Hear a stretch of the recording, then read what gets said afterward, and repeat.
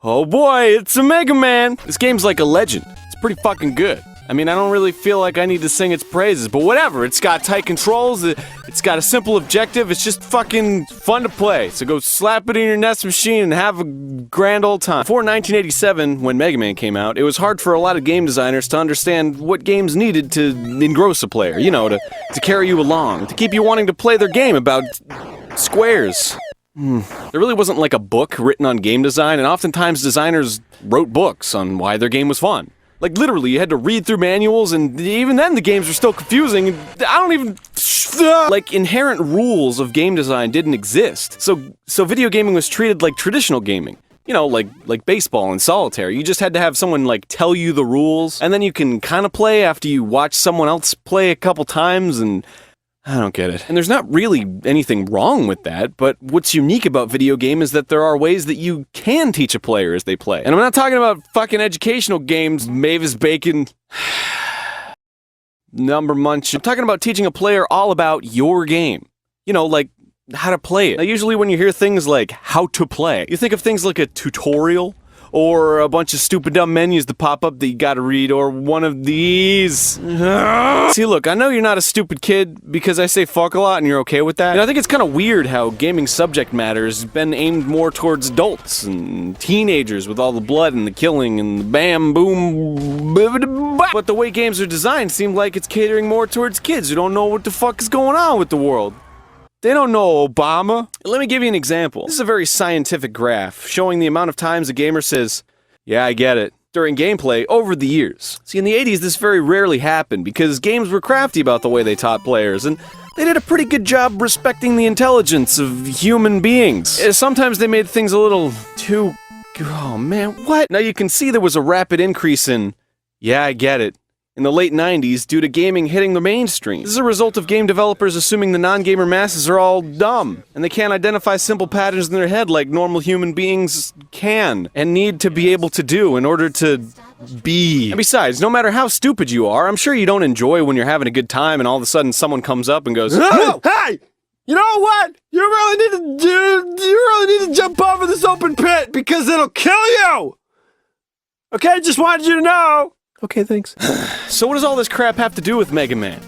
Well, everything, really. Mega Man's major strength, even way back in the 80s, has always been its ability to teach a player through its level design. It won't very often put you in a situation where you have to learn, like, immediately how to do something and then react faster than your brain can even fucking respond. Yeah, like that. Let's take a look at some examples! In Mega Man 1 and Gutsman stage, there are these platforms sliding along these little path lines. You jump on the first platform with no fear, whatever, and then you just kind of ride it out, and then fuck! What the fuck is that thing? Whoop. Mega Man, there's a hole in the zip line that you...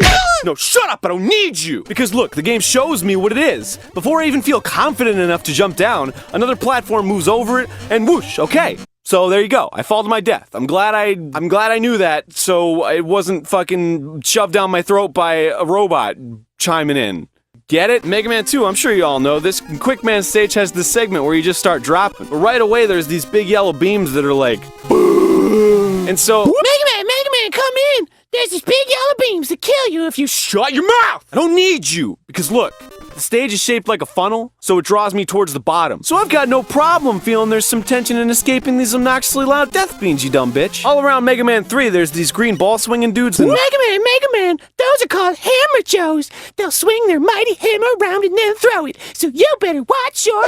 I already know this! Because look, the levels are all designed so it's uncommon for you to actually be in their line of fire once they throw their ball for the first time. The designers wanted it to feel justified when you got hit. It was your fault you got hit, not theirs. And overcoming that obstacle is more satisfying as a result, because you're improving by learning. In Mega Man 5 and Gyro Man stage, Is she gone? I'm fucking serious. Okay.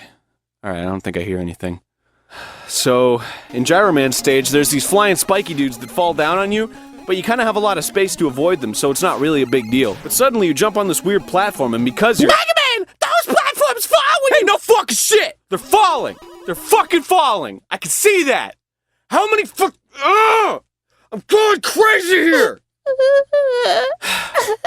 I'm sorry, I don't feel sorry for you. Okay, so you jump on these platforms, and since there's really nothing in your way, you're just kind of like, oh, I'm just gonna keep going right. But then you see they're falling. And so after learning about both those things, the spiky guys and the falling platforms, in a controlled environment, you're introduced to both at the same time. So now there's like this really big challenge, so you don't feel like nobody told you what the fuck's going on with the spiky guys and the fallen rocks.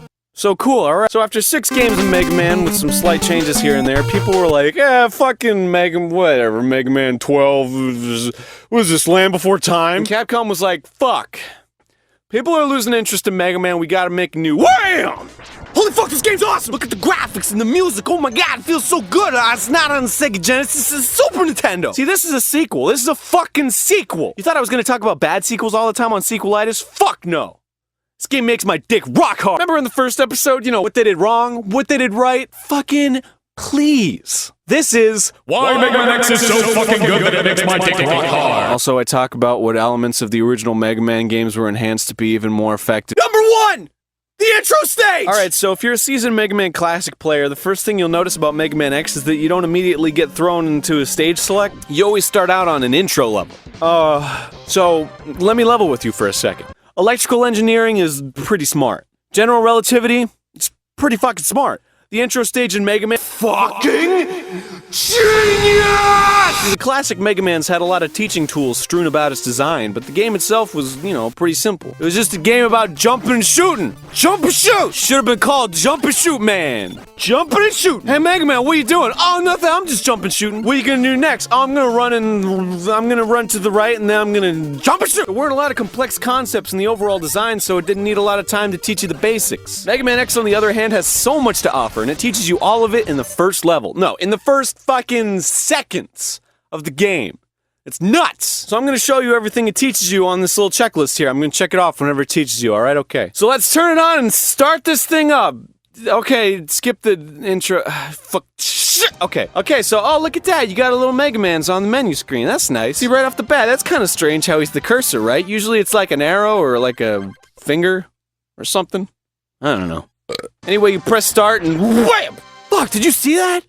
He shot a little green blast out his hand there. That was neato. By the way, this is important, so write it down. Cause I'm gonna do like a thing where I blow your fucking mind. Alright, so moving on. So ready and teleporting. Bam, there's X. Just standing there. So let's just assume I'm like a fucking idiot, like modern game devs assume I am. I don't know what to do. I don't know what I'm doing. Okay, so I'm holding the controller.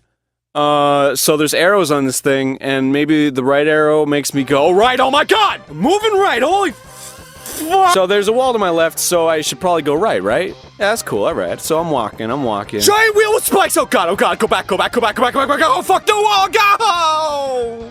Man! Aww. Okay, so I got a lot of life. So that wasn't a big deal. It's okay to make those mistakes. I'm good. Unless I fall into a fucking pit. Oh, damn it! Okay, so I got a lot of lives too. Okay, so it's good to make those mistakes too. I'm ready. Let's fucking fuck this spiky dude up. Alright. So if I can't walk through the dude, I must be able to do something else. Alright, so there's some buttons on this controller. Hit some buttons and what? Oh my god, I'm in the air. I'm jumping. Holy shit, I'm like a jump man. I'm gonna jump over this guy. No biggie. It's cool. Yeah, I'm the fucking best. Holy shit, new guy. He's shooting things at me. I don't know. Whoa! Oh my god. Why? Okay. So I could jump over his things, but he's too tall to jump over. Maybe I can like... Wait a second. Flashback! On the title screen, I shot a green thingy when I pressed start. So how do I... I'm gonna press buttons and... Yeah! Lemons! Alright. I did it. I beat the guy. See, what confuses me though is that I shot a green thingy on the title screen, but I only shot lemons when I hit the button, and no other button shoots the green thingy, so how do I shoot the green thingy? Well, for the sake of pacing in the video, and for the fact that I'm gonna blow your fucking mind with this shit, let's assume that I'm not willing to experiment any further than what I've done, and I'm a stubborn dick, and I just want to move on. So let's move on! Next up are some flying enemies. Just jump and shoot them. Holy shit, I can jump and shoot at the same time! This game's amazing! This is so cool. This is so goddamn cool. What the fuck? Is that a bee? Yeah. Just to let you know, there's gonna be mini bosses, and they're gonna be fucking awesome. This battle also acts as a small misdirection for a battle that's coming up that I'll go into when it happens. It's gonna blow your fucking mind. Also, what they drop these enemies that have these long legs. They walk real slow, so you get just the right amount of time to realize that your shots are going through their legs. They're not hitting them. So you just try the big dumb head and bam, they're dead. So now you know that there are certain enemies who need to be attacked at certain sweet spots. See, this entire situation is teaching you all the rules of the game. And do you feel like you're in school yet? Do you feel like Mrs. Terwilliger's gonna give you detention for playing video games in class? No, you feel like you're playing a game, stupid! Alright, so let's get serious here for a second.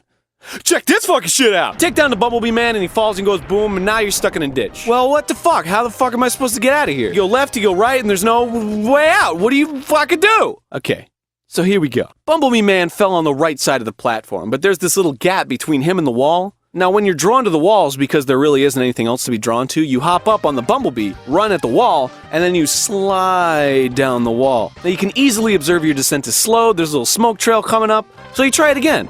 And this time, hitting buttons. Usually, you know, the jump button, because that's the only function you've learned so far that makes you ascend.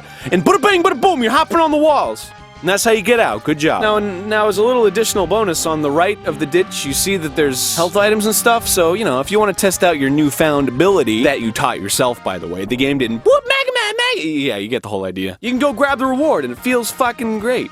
Feels fucking good. But hey, you know, maybe this all seems silly to you, like, duh, right? Like, of course you learn about a game by playing it long enough. That's like an inherent thing about games, right?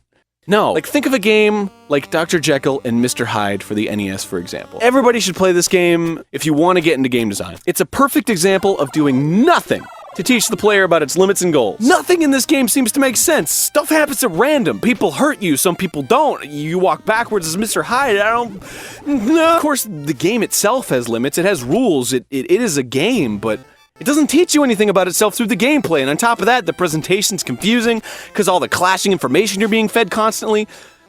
Just play this game for 2 minutes, and you will understand how poorly you can teach a player how to play your stupid game. The term used a lot for this concept is conveyance, and I think that's a fitting name. I mean, haven't you ever been playing a game and you're just like, what do I do? Where do I go? That's what I'm talking about. That's bad conveyance. All right. Okay, so now, are you ready to get your mind fucking blown? Because this is where I'm gonna fucking blow your fucking mind. So you get to the end of the level, gotta beat some stupid cars or whatever, I don't fucking know. Riding on cars! Then this fucking huge-ass dude comes down in a giant robot man suit and starts wrecking your shit. Fuck! All the things I've learned, all the things I've applied aren't helping me! He's just fucking wrecking me! How weak and helpless do you feel? Mind blow number 1. You have no idea if you're hurting Vile or not, so you don't have any idea whether or not this is a scripted sequence or not, because the first boss you fight in the game, the Bee, doesn't have a life bar. So how are you supposed to know whether or not Mega Man X goes about the same conventions as Mega Man Classic? What if all the enemies don't have life bars? You don't know. This helps drive the helplessness point home. You have no idea what you're doing to this guy, fighting for your life. So to add insult to injury, he traps you in a little electrical cage thing, and then he grabs the shit out of you, and he's like, "Grr," and you're like, "Ah," and he laughs. And you cry, "Ah," but what was that? Whoa, fuck! That's the blasty thing I saw earlier on the title screen. That's what I want. I want that. How do I do that? And who the fuck is this person? A guy or a girl? I don't fucking know. But then what's that? It looks like he's charging his shot. That's what the... Mind blow number 2. It all makes sense now. The green shot is the same shot that Zero fires, and I have to charge up my buster to do it.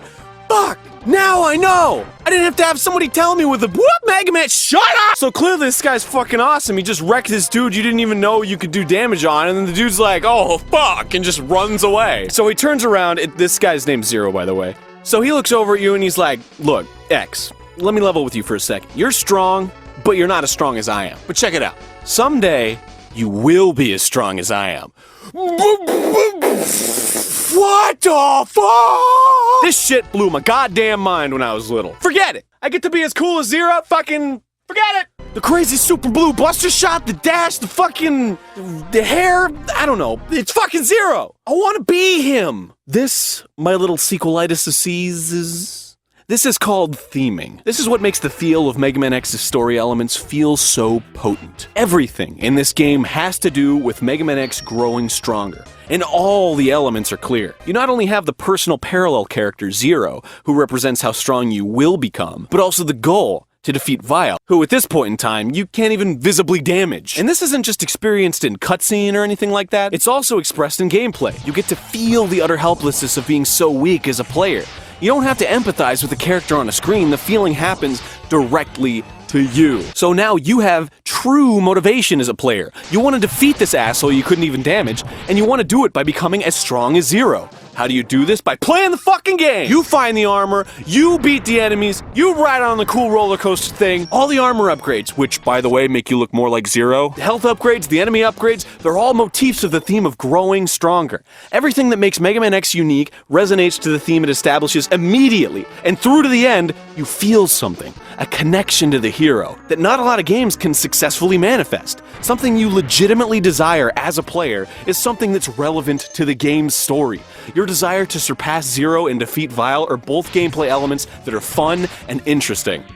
Theming. Intro stage. Fuck. Number 2! Movement!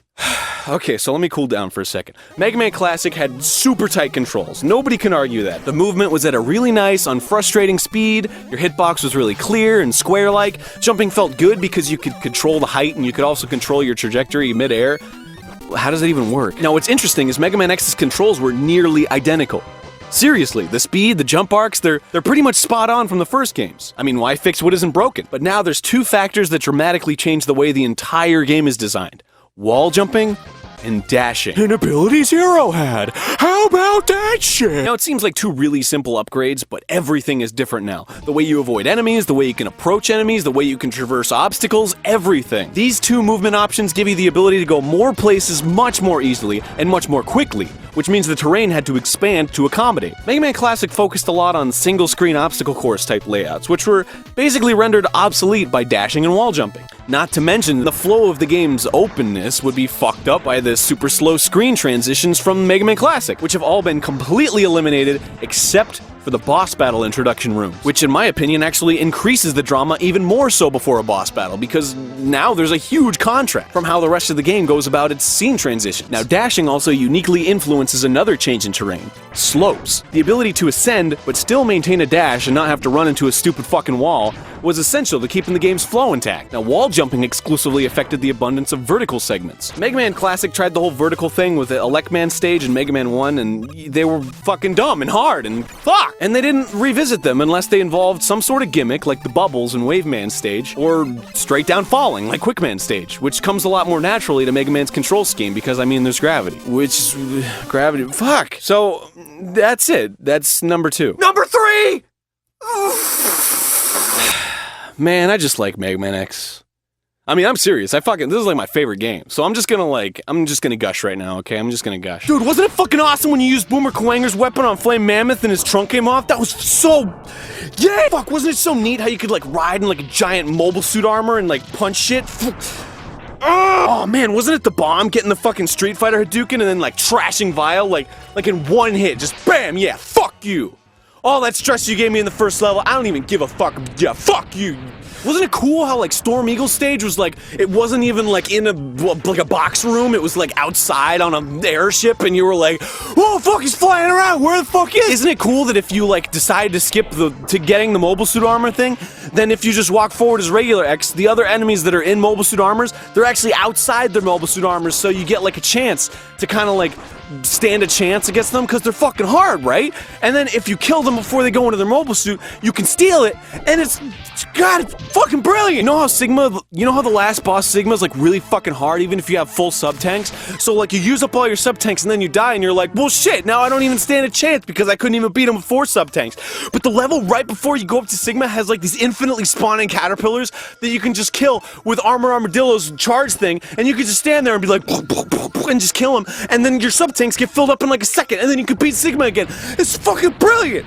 It's amazing! God! Alright, so that's it. Just go on eBay and buy a Super Nintendo, unless you already have one. Fuck. Just go! Just play Mega Man X, alright? It's good. I swear, it's fucking good. If this makes me that excited, if I can tear down Castlevania 2, which is, people have been like, oh, it's a good game, and I'm like, Mega Man's the best game ever, then you better fucking play this game because it's good. Riding on cars.